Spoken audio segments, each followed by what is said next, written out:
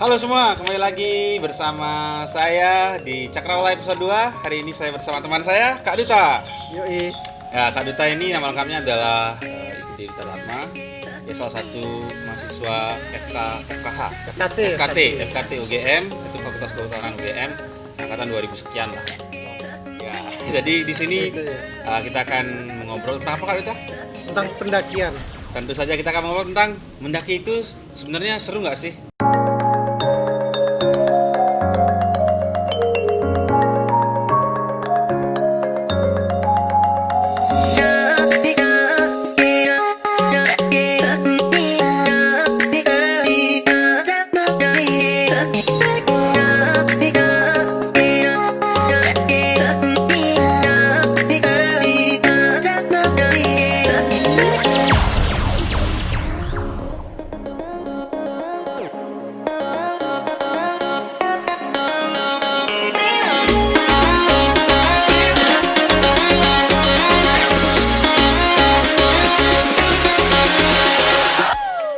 Ya, tentunya di hari yang cerah ini Kak Duta kita ngobrol bersama lah di sini bawah pohon mangga dengan cuaca yang begitu luar biasa lah hari ini.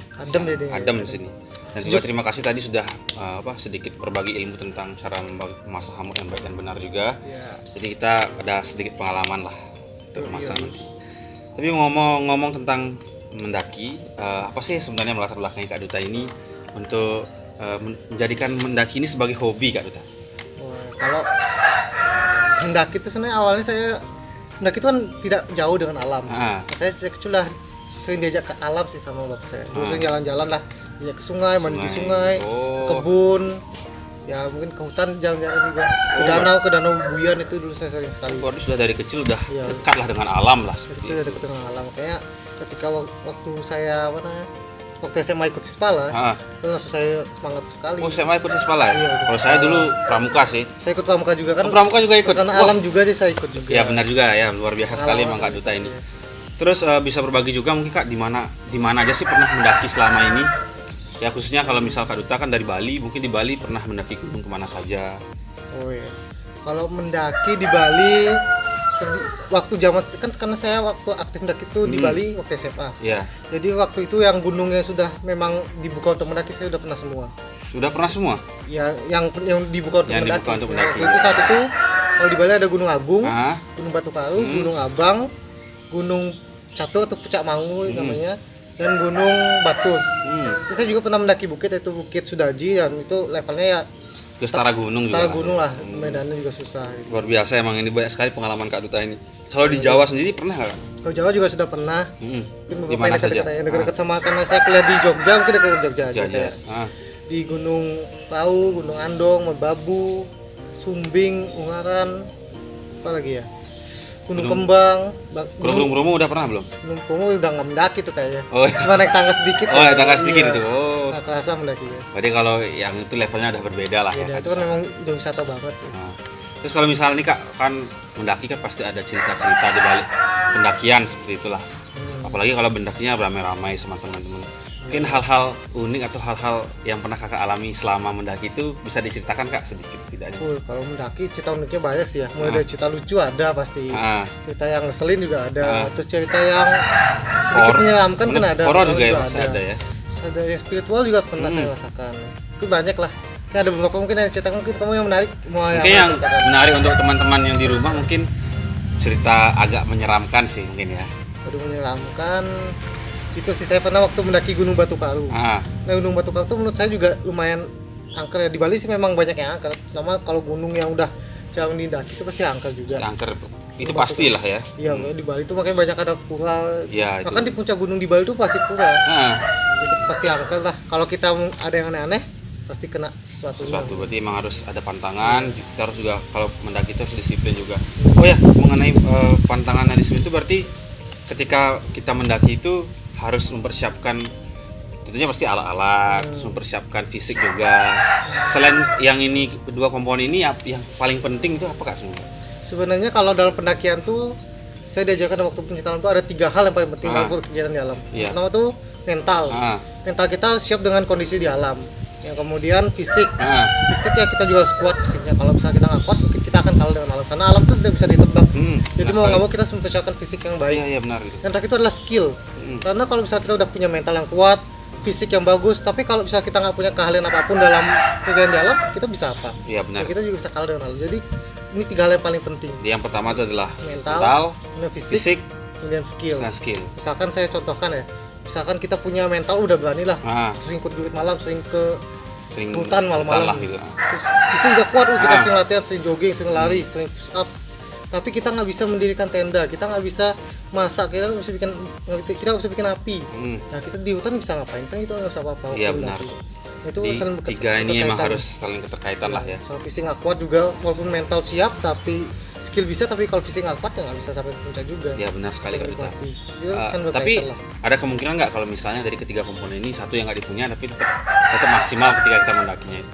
Tapi kecil lah kemungkinan. Sebenarnya bisa sih, cuman karena pendakian tuh apalagi kita pendakian tuh bukan kegiatan sendiri ya. Jadi kita tuh kegiatan kelompok. Mungkin kalau saya sudah ahli mungkin bisa sendiri ya. Tapi kalau lebih baik itu kita kelompok. Jadi kita bisa saling melengkapi dengan teman-teman kita.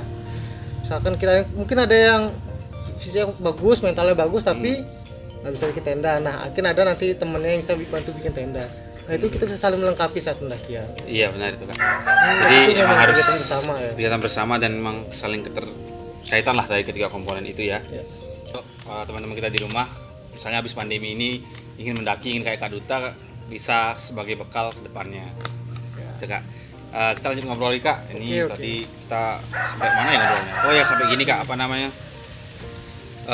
Masalah mendaki nih Kak. Kok sampai segitunya sih Kak mendakinya? Maksudnya sampai menjadi hobi yang benar-benar sangat sering dilakukan loh. Padahal ini kan kita bicara tentang mendaki loh. Mendaki ini ya kalau kita lihat kan cukup berat. Memang cukup berat ya. Memang pasti orang pertama kali mikirnya tuh kalau mendaki, wah pasti capek lah mendaki. Ngapain kita capek-capek juga cuma lihat sunrise. Oh tapi kita kan nggak cuma dapat capeknya aja, nggak cuma dapat bagusnya aja, tapi kita dapat yang paling penting itu pengalaman. Nah pengalaman tuh pasti berbeda setiap kita kali mendaki. Walaupun gunungnya sama, orangnya sama, pasti pengalaman beda. Pasti ada pelajaran yang kita dapatkan selama mendaki sama teman-teman kita juga ya. Kemudian saya waktu pertama kali mendaki sih saya dapatkan memang itu rasanya tuh wah beda sekali. Jadi kayak bahagia, feelnya beda lah gitu. Kita kayak gini saya mendaki dan memang yang paling motivasi saya mendaki itu ini sih. Waktu saya pertama kali mendaki, teman saya mengajak saya untuk kayak apa namanya sedikit challenge lah. Challenge. Paling enggak mendaki setiap tahun tuh sekali. Setahun tuh sekali mendaki supaya nanti pada suatu saat nanti jumlah pendakian kita sama dengan usia kita. Wah tuh sebenarnya bisa dijadikan referensi untuk orang-orang yang ingin mendaki nanti. Kalau suka mendaki. Dan akhirnya sekarang saya udah melebihi umur saya. Wah, sampai 2 kalinya lah. Luar biasa emang Kak Duta ini, saya salut sekali emang. Ya gimana kalau udah hobi kan? Udah hobi pasti gini ya kayak apa? Totalitas lah kita bilang ya. Terus kalau gini Kak, kan Kakak nih udah pernah mendaki gunung di Bali sama di Jawa. Ada nggak sih Kak perbedaan mendasar antara mendaki gunung di Bali sama di Jawa?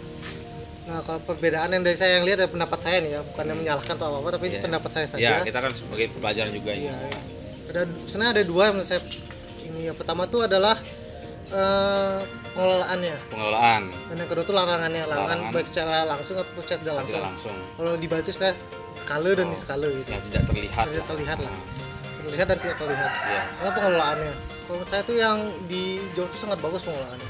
Maka saya pertama ke Jawa tuh kayak masa kok hebat gini mendaki, tapi setelah saya pikir ternyata nih bagus untuk menjaga kelestarian gunung gitu. Kalau di Bali tuh menurut saya belum bagus. Ada sih udah tapi belum bagus aja. Contohnya waktu saya terakhir kali mendaki sih itu di mana itu? Ke Gunung Batur. Itu memang sudah bagus dan harusnya tuh ada base camp. Kalau di gunung tuh biasanya kan ada base camp itu start pendakiannya biasanya. Di base camp di Bali tuh kayak gimana ya? Harusnya kita memang bayar biaya apa namanya? Biaya retribusi masuk. Harusnya kan kita dapat fasilitas yang sesuai juga dengan bayar yang berapa. Tapi malah ya kita nggak dapat apa-apa, kita bayar terus udah boleh lewat kayak cuman uang jalan aja. Tidak jelas kayaknya itu. Tidak jelas itu uang apa tuh. Paling kadang-kadang cuma dapat kresek untuk naruh sampah aja. Tapi kalau di Jawa itu tuh sangat bagus, pengelolaan sangat sistematis. Memang ada pengelola khusus, bahkan didukung oleh beberapa pemerintah seperti BUMN juga. Kalau di Jawa tuh ada kayak beberapa KPH dari pihak perhutani itu bisa mengelola gunung juga. Jadi ikut mereka di sana untuk mengimbau lah bagaimana cara tata ya, cara kalau di Jawa kenapa Jawa Tengah ya, bahkan itu aturannya sangat jelas. Jadi kalau misalkan mendaki itu kita harus laporan dulu. Kalau memang mau mendaki mau menginap, kita bisa difasilitasi motornya parkir di sini, terus helmnya juga bisa kita titipkan. Kemudian juga barang-barang juga dicek, perlengkapan semua kita bawa itu dicek supaya tidak merugikan gunung dan merugikan diri kita sendiri juga. Tidak merugikan masyarakat tentunya juga ya. Kan di sana tuh banyak ada masyarakat juga. Ya berarti itu perbedaannya dari segi pengelolaannya Kak ya. Cuma ada satu cerita lagi nih kalau di Bali tuh biasanya tuh uangnya juga karena mungkin kalau wisata di Bali itu memang bagus ya, tapi memang kepentingannya masih agak kurang beberapa. Saya pernah mendaki salah satu gunung di Bali, saya nggak mau cerita di mana. Itu memang saya datang ke sana mau mendaki disuruh bayar. Nah bilang bayar 100.000 per orang. Saya berempat kan bayar untuk 100.000 waktu itu saya masih SMA. Uangnya lumayan besar lah. Berat lah memang. Untuk mendaki doang kita bayar 100.000 dan fasilitas yang kita dapatnya tidak ada apa-apa. Kalau kita mau ke toilet tetap bayar lagi. Bayar lagi. 100.000 itu saya nggak tahu untuk apa. Tapi ya karena udah jauh-jauh ke kaki gunung, masa nggak mau jadi mendaki ya udah bayar aja. Kemudian ada uang juga. Kalau misalnya di Jawa kan ya retribusi cuma ya 10 sampai 15.000 lah. Udah segitu-segitu aja. Perbedaannya emang jauh sekali ya.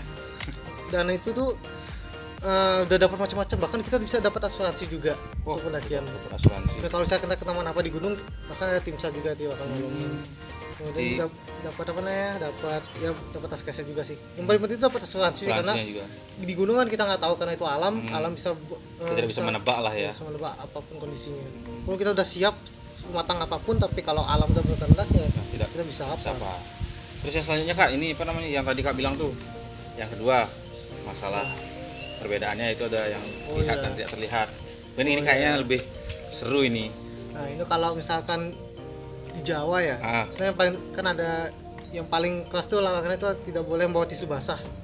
Kenapa Kak? Di beberapa gunung-gunung Jawa Tengah itu katanya kalau membawa tisu basah itu kan memang tisu basah tuh susah terurai. Semacam plastik lah. Tapi biasanya orang lebih gampang membawa tisu basah. Kenapa? Karena orang bisa menggunakan tisu basah itu untuk untuk BAB saya. Kalau habis BAB kan ya pasti malas megang, kotoranku nih. Pasti asal dibuang aja. Itu kan berantakan juga jadinya dan mengotori gunung lah. Apalagi kadang-kadang kalau udah kebelat mungkin BAB bisa di mana aja kan kita nggak tahu. Mungkin di tempat camp juga kan sangat mengganggu sekali. Sangat mengganggu itu Kak. Sangat mengganggu makanya. Kemudian larangannya mungkin di semua gunung ya, pasti itu tata krama harus dijaga. Nggak boleh ngomong kasar lah.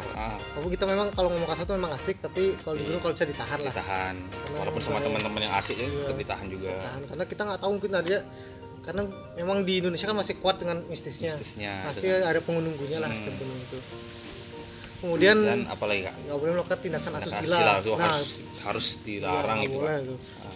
Itu juga mencoreng gunungnya itu sendiri dan juga merugikan kita nantinya. Iya, secara tidak langsung merugikan kita sih. Ini ya kita harus taati larangannya lah, bayar larangannya. Kalau di Bali itu agak lebih hebat juga. Gimana? Pertama tuh kita nggak boleh bawa makanan yang berbau sapi. Ya itu larangan Bali. Sapi atau beraroma sapi. Ya itu memang aturan di Bali sih. Mungkin karena memang sapi itu kan binatang disucikan bagi agama Hindu. Iya. Kan berarti Tuhan ya, kan banyak bilang sapi itu Tuhan. Tapi ini disucikan ya. Disucikan, jadi ya nggak boleh bawa karena bawa sapi ke gunung. Nah kalau misalkan terus udah bawa dan waktu kali sebelum mendaki udah ngecek, ada sapi nyata, nggak usah dibawa mendaki. Tahu di misalkan kalian bawa motor atau di motor, jangan diajak mendaki. Walaupun kalian tidak makannya, tapi jangan dibawa kan. Sekali-sekali membawa lah kayak. Membawa lah. Karena ada cerita sih teman saya pernah bawa itu dan ya kecelakaan lah ini. Ini emang sedikit ngeri nih kalau di Bali ya. Iya, kemudian tuh kalau yang bagi perempuan yang sedang haid ya dilarang mendaki juga. Kalau jauh mungkin nggak ada larangannya sih, cuman dihimbau jangan. Karena memang waktu haid itu kan katanya perempuan lagi tidak stabil lah kondisi tubuhnya. Kasihan dia kecapean mungkin ya. Iya, kalau di Bali tuh benar-benar dilarang, nggak boleh mendaki walaupun gunungnya pendek tapi tetap dilarang. Kemudian yang kedua yang ketiga itu kita perhatikan hari raya di Bali. Iya, itu kalau di Bali kan banyak hari raya ya. Hari raya bahkan seminggu tuh sampai 3 kali kadang-kadang. Benar itu. Nah, hari raya itu memang kita kan harus kita punya kalender Bali dulu biar tahu. Nah, jadi kalau di mendaki di Bali itu saat hari raya tidak boleh. Tidak boleh. Apalagi belum lagi gini ya, betul mengganggu gitu ya. Tidak mengganggu. Kemudian karena di Bali itu setiap start pendaki itu pasti dari pura. Dari pura. Nah jadi kita harus menjaga pura itu juga. Kemudian contohnya misalkan di Gunung Batur, start mendaki kan di Purwo Pasaragung. Kemudian atau enggak dari Purwo Tampuyang. Kalau Gunung Agung tuh dari Besaki bahkan. Kaki gunungnya Purwo Besaki. Ya, pasti lebih itu juga. Lebih sakral lah. Iya, sakral juga. Kemudian kalau Gunung Batu Karu, bahkan Gunung Batu Karu itu puncaknya ada pura. Ada pura juga di sana. Ya, makanya lebih itu. Kalau saya raya nggak usah mendaki lah. Nah, kalau di Bali itu mending kalau mau mendaki kita harus memperhatikan benar itunya waktunya supaya kita waktu datang nyata hari raya kan sia-sia lah sananya. Ya, bahkan orang Bali pun juga kadang-kadang kan karena hari raya sangat banyak ya, jadi kita mungkin luput dari gini kan perhatian kita kita jadwalnya itu kita kayak agak lupa juga lah. Tapi ini kita menghimbau aja kalau hari raya mending teman-teman yang ingin mendaki ditahan dulu keinginan untuk mendakinya nanti. Masih banyak ada waktu ya. Terus Kak, ini Kak kan sudah sampai segini ya mendaki. Ada nggak sih sosok inspirasinya Kakak ini buat akhirnya aku memilih untuk hobi mendaki gitu loh? Sosok inspirasi. Kalau inspirasi dari seseorang kayak nggak ada ya. Mungkin di saya sendiri mungkin jadi inspirasi. Jadi inspirasi malah dirinya Kakak sendiri. Ya makanya saya punya kayak punya target tuh setahun minimal mendaki sekali. Supaya nah itu menjadi target saya, wah aku harus bisa setahun minimal sekali lah mendaki gitu. Itu bisa menginspirasi diri saya sendiri supaya bisa gitu. Jadi ini sosok inspirasinya Kak Duta adalah dirinya Kak Duta sendiri. Wah ini emang unik sekali emang ini dari Kak Duta ini. Ya, misalkan contohnya saya pertama kali mendaki Gunung Batu kan memang pertama kali mendaki kan belum tahu apa. Ya. Waktu pendakian kedua saya terinspirasi oleh diri saya sendiri sewaktu pendakian pertama. Sebelum pendakian kesekian saya saya bisa mendaki ke sini, masa sekarang nggak bisa mendaki? Oh iya, menjadi motivasi gitu ya. Motivasi diri sendiri juga. Pendakian selanjutnya gitu Kak. Oke, kita lanjut ngobrol lagi Kak, obrolan kita yang tadi. Jadi kan kakak nih banyak sekali nih untuk mendaki gunung tuh pernah mendaki gunung di Bali dan di Jawa. Pengalaman yang paling berkesan Kak, mendaki gunung apa? Kalau paling berkesan sih ya menurut saya di Bali sih, mendaki Gunung Agung. Mendaki Gunung Agung. Mendaki Gunung Agung itu pertama kalinya itu. Itu pertama kali mendaki Gunung Agung di Bali kan? Iya. Itu sayang sekali saat ini Gunung Agung sedang ditutup karena sedang erupsi. Erupsi ya. Apalagi di pandemi juga kan di tempat pandemi juga. Sih. Itu pertama kali mendaki karena beda gitu lah, mendaki gunung tertinggi di Bali gitu loh. Wah, senang sekali saya. Itu kapan Kak mendakinya? Itu waktu saya akhir kelas 1 SMA. Mau naik kelas 2 kelas 2 SMA. Liburan itulah. Itu udah mendaki ya. Iya, terus senang sekali lah perjalanan juga santai waktu itu, dan itu pertama kali saya mendaki terlama sih waktu itu. Pertama kali lama. Berapa jam Kak? 8 jam lagi. 8 jam? Ya, wah, 7 sampai 8 jam lah. Wah, lama sekali itu Kak. Lama sekali, makanya itu pertama kali pasti capek luar biasa itu harusnya Kak. Iya, itu syukurnya itu karena rame-rame jadi rame-rame jadi ya sambil dengar lagu juga, walaupun teman saya memutar lagu cuma 2 jenis lagu aja selama pendakian. 2 jenis lagu selama 8 jam itu. Selama 4 jam sih kan. 4 jam. Pendaki itu dibagi waktu itu pendaki jadi 2. Itu pertama dari base camp ke tempat camp. Nge-camp. Kemudian tempat camp ke puncak. Waktu dari start ini ke tempat camp itu yang 4 jam. Dengan lagu jenis 2 lagu aja. Sampai hafal loh Kak ya? Sampai hafal itu anjay. Terus kemudian sampai teteknya juga tidak kalah seru karena malam-malam gelap. Terus mendaki Gunung Agung itu sebenarnya waktu dari tempat camp itu tidak ada jalur yang jelas sebenarnya. Sempat ada jalan, kita milih jalan sendiri untuk sampai puncak. Berarti itu kayak medannya agak terjal gitu ya? Medannya terjal sekali, bahkan kita harus menggunakan 4 kaki. Bahkan tangan kita harus jadi kaki itu. Oh gitu. Iya, karena benar-benar manjat. Bahkan ada benar-benar manjat vertikal, benar-benar manjat, literally manjat. Wah, itu beresiko sekali sebenarnya. Ya, dan itu malam-malam gelap. Dan untungnya bisa selamat sampai puncak. Dan waktu turun juga tidak kalah mengerikan, karena waktu kita lihat ke bawah ya kayak ngeliat jurang itu.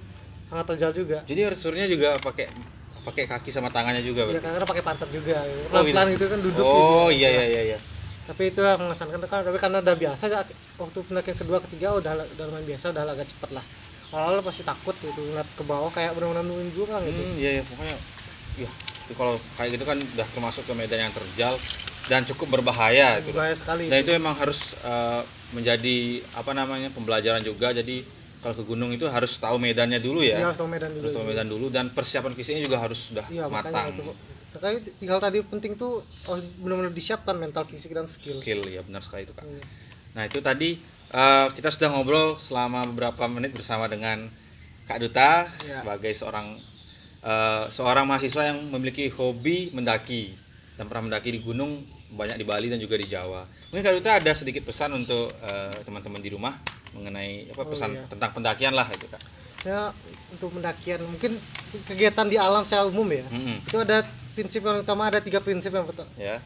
Yaitu ada tidak mengambil apapun kecuali gambar, atau take nothing but picture. Kemudian tidak meninggalkan apapun kecuali saya lupa. Tidak meninggalkan apapun kecuali jejak kaki. Kecuali meninggalkan apa? Kecuali jejak kaki. Ya. Leave nothing but footprint.